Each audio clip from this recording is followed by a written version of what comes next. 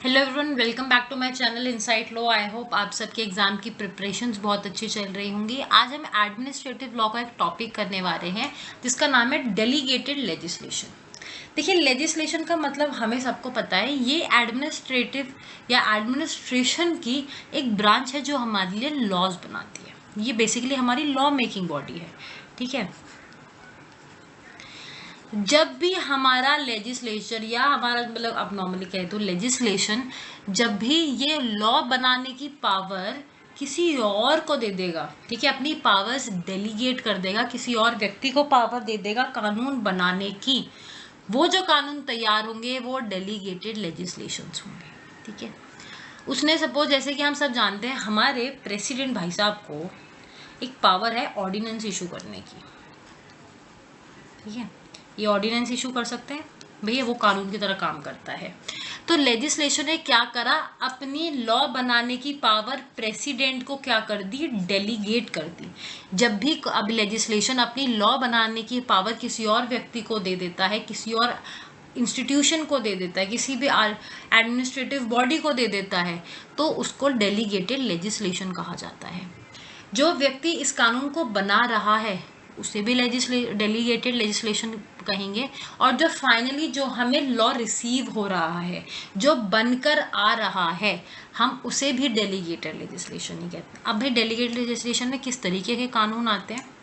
हमारे संविधान का यानी कि हमारे कॉन्स्टिट्यूशन का आर्टिकल 13(3)(a) एक बात कहता है कि भैया कोई भी बाय लॉ, ऑर्डर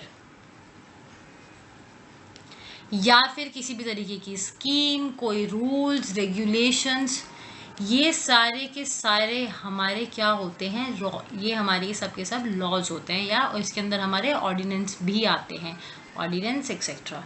तो ये हमारे क्या होते हैं, ये हमारे लॉज होते हैं।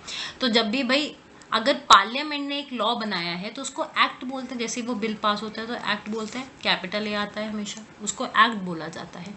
बट जब भी ये लेजिस्लेटिव पावर, ये लॉ बनाने की पावर जब किसी और व्यक्ति को दे दी जाती है तो उसको डेलीगेटेड लेजिस्लेशन कहते हैं, और उसके अंदर बाय लॉज आते हैं, ऑर्डर्स आते हैं, स्कीम, रूल्स, ऑर्डिनेंस, ये सारी चीज़ें आती हैं। आप उसे पर्टिकुलर एक्ट नहीं कहेंगे। काफ़ी बार अब रीज़न क्या है भाई डेलीगेटेड लेजिस्लेशन का कॉन्सेप्ट लाने का, क्यों, पार्लियामेंट तो लॉ बना ही रही थी, ये क्यों चाहिए हमें।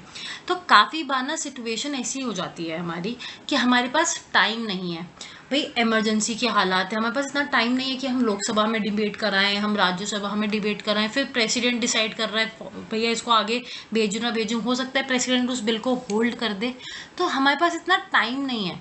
तो हम क्या करते हैं, हम लेजिस्लेशन को क्या कर देते हैं, डेलीगेट कर देते हैं, जिससे कि फटाफट लॉ बन के तैयार हो जाए और हम फंक्शन करा सकते हैं।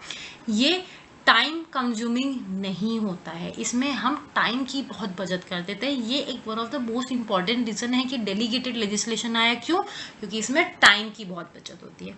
इसका कॉन्स्टिट्यूशनल प्रोविजन भी है, वो हम नेक्स्ट वीडियो में देखेंगे जब हम एडमिनिस्ट्रेटिव लॉ की नेक्स्ट वीडियो आएंगे। अभी जब हम बस इतना सा मतलब समझ रहे हैं, जो ये शब्द है डेलीगेटेड लेजिस्लेशन क्या होता है, जब भी हमारा पार्लियामेंट, जो हमारा लेजिस्लेचर है, वो जब भी लॉ बनाने की पावर किसी और को दे देगा तो उसको डेलीगेटेड लेजिस्लेशन कहा जाता है। और ये जो लेजिस्लेशन है वो सबऑर्डिनेट लेजिस्लेशन भी कहलाया जाता है, मतलब कहता नहीं है, कहलाया जाता है सबऑर्डिनेट लेजिस्लेशन। क्यों? कि भैया पार्लियामेंट तो सबसे ऊपर है लॉ बनाने में, मैंने अपनी पावर्स किसी और को दी है तो सुपीरियर तो मैं ही रही, वो तो मेरे अंडर काम करेगा ना। मैं एक ऑफिस की मालिक हूँ, ठीक है, मैंने अपने बिहाफ पर एक आदमी को रख रखा है काम करने के लिए, तो वो तो मेरे अंडर काम कर रहा है ना, मेरा सीनियर नहीं है, वो मेरे अंडर काम कर रहा है।